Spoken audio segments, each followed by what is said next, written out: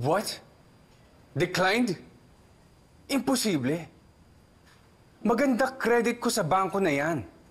Ang totoo, magandang relationship ko sa bangko na yan. Patagal na akong kliyente dyan. Kaya imposible na hindi maaprubahan yung loan ko. Fine. E di kung ayaw nila akong pautangin, e di wag.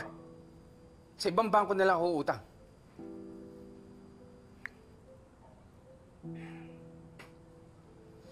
Man, what happened? Eh, ayaw ko pautangin ng bangko eh. Apparently, they're questioning yung performance ng negosyo natin. Ang di ko maintindihan, bayad naman sila eh. Lahat ng utang natin, bayad na.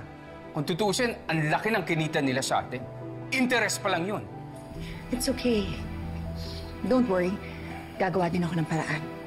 May kakilala ako na gustong mag-invest sa business natin. Sa tingin mo, kaya pa natin bumangon?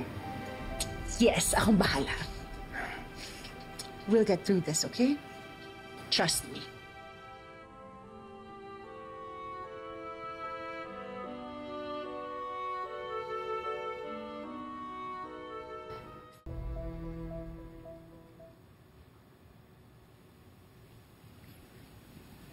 Mommy, kamusta po si Dad?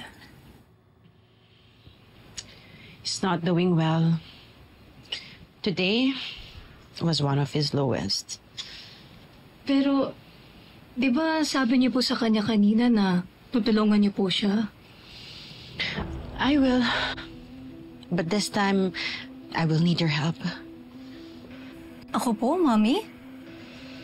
Are you willing to do whatever it takes? Even if it means stepping out of your comfort zone. Of course. Anything for you and Dad. I don't want to see him hurt.